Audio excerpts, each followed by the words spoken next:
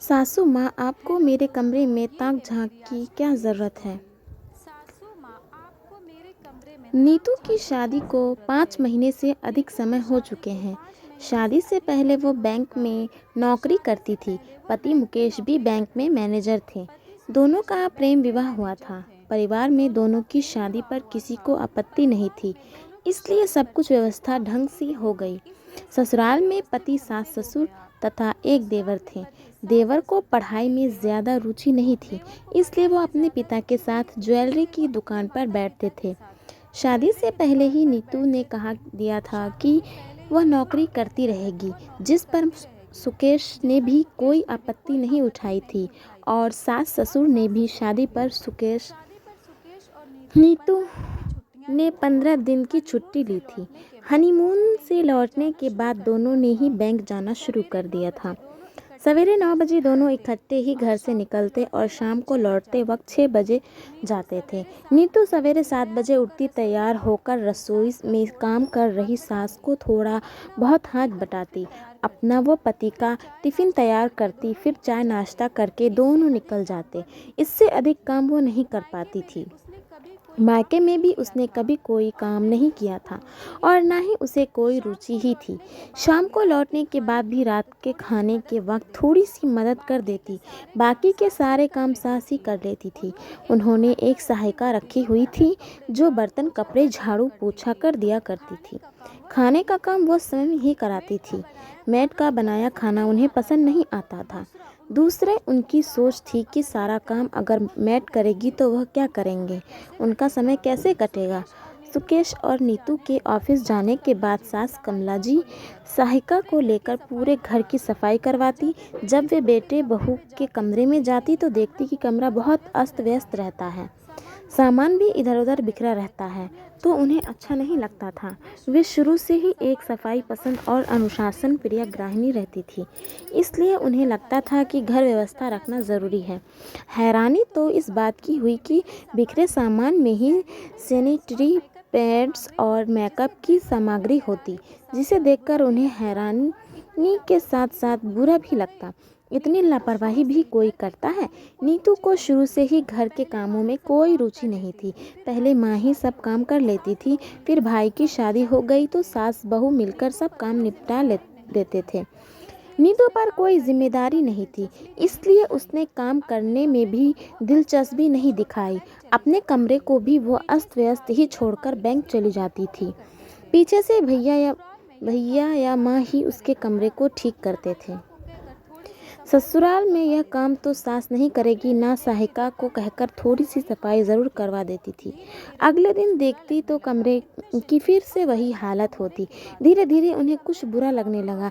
इतनी शिक्षित और परिवर्तित होने के बाद अपने कमरे को साफ व्यवस्थित रखना तो बहू का काम है। क्या बिखरा अस्त व्यस्त कमरा देखकर उसे कुछ अड़चन उलझन नहीं होती। छुट्टी के दिन वह देखती कि बहू आराम से सोकर उठती, फिर चाय नाश्ता के बाद मोबाइल पर लंबे समय तक बातें करती रहती। खाना बनाने के वक्त सास को कुछ मदद कर देती, लेकिन अपने कमरे की सफाई पर उसका विशेष ध्यान नहीं होता था। कमला जी सोचती बहू को कैसे समझाया जाए कि अपने बेडरूम को व्यवस्थित साफ रखना चाहिए। एक दिन सवेरे बेटे के कमरे के पास से गुजरते हुए कमला जी ठहर गई। अंदर से कुछ जोर से बोलने की आवाज़ आ रही थी।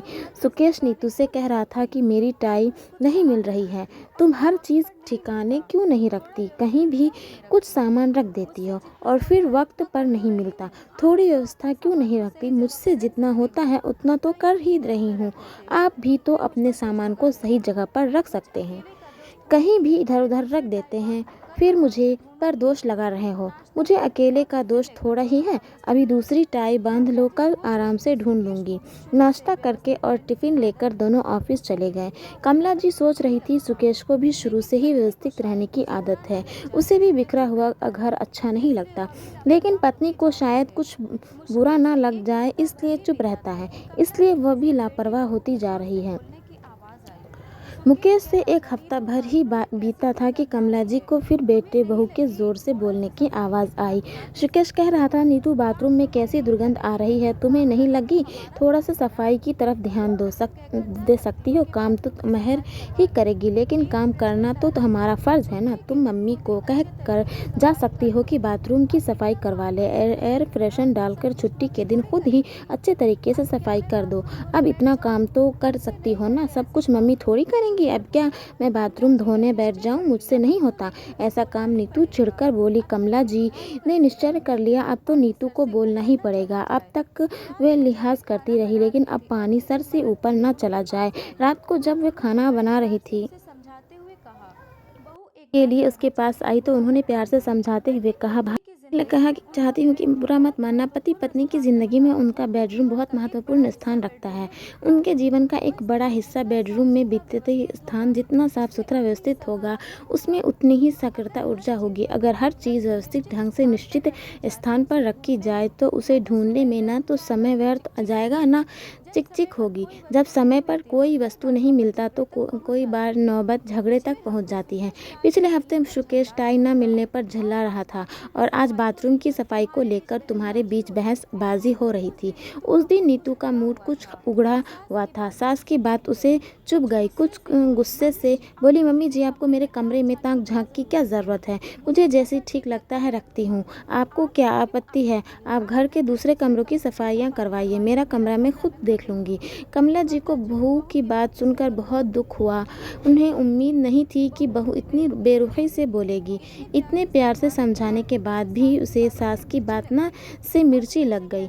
अब वे उसे कैसे समझाती कि देखने में ये बात छोटी लगती है, लेकिन ऐसी छोटी छोटी बात आगे जाकर मनमुटाव और कलह का कारण बन जाती है। ये वे यह नहीं कह रही कि घर होटल जैसा चकाचक और चमकता रहे। घर आखिर घर ही होता है, लेकिन वह व्यवस्थित और साफ सुथरा तो अवश्य होना ही चाहिए, जहाँ कोई भी वस्तु समय पर ही मिल जाए, इधर उधर ढूंढने में समय व्यर्थ ना हो। कमरा साफ सुथरा और व्यवस्थित हो तो वहाँ सकारात्मक ऊर्जा रहती है, जिसमें संबंध पर भी अच्छा असर पड़ता है। इसके विपरीत जहाँ कमरे में बिखराव, अस्त व्यस्त तथा बेकार की वस्तु पड़ी रहती है, वहाँ नकारात्मक ऊर्जा आ जाती है, जिसमें संबंधों की मधुरता पर असर पड़ता है। मनमुटाव, खिंचान, बहसबाजी जैसे हालात बनने लगते हैं। अब नीतू तो यह सब सुनने के लिए तैयार ही नहीं थी। कमला जी मन मारकर चुप हो गई और दूसरे कमरे में चली गई। रविवार के दिन चाय नाश्ते के बाद कमला जी ने देखा कि नीतू पति के साथ मिलकर अपने कमरे की सफाई कर रही है। उन्हें थोड़ा आश्चर्य भी हुआ और उनके चेहरे पर मुस्कान भी फैल गई। चलो अकेली ना सही, पति के साथ मिलकर कम से कम अपने कमरे की सफाई तो कर रही है।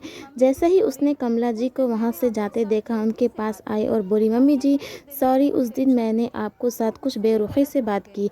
असल में उस दिन मैं बहुत टेंशन में थी तो गुस्से में गलत बोल गई। आपको कुछ गलत नहीं कहा था, लेकिन अपने तनाव और ईगो के कारण में ही कृतित हो गई। आगे से आपका कोई शिकायत नहीं मिलेगी। वह सोचने लगी, शुक्र है सासू माँ ने प्यार से समझाया, जली कटी नहीं सुनाई, वरना कई सास तो बहुओं की खटियाँ खड़ी कर देती है। कमला जी को अपनी बहू पर ढेर सारा प्यार उमड़ आया, जिसने उनकी बातों को गंभीरता से लेते हुए उस पर अमल करना शुरू कर दिया था। अपनी गलती स्वीकार करते हुए, समझदारी दिखाते हुए रिश्ते को मधुर बनाए रखना। Thanks for watching, subscribe my channel.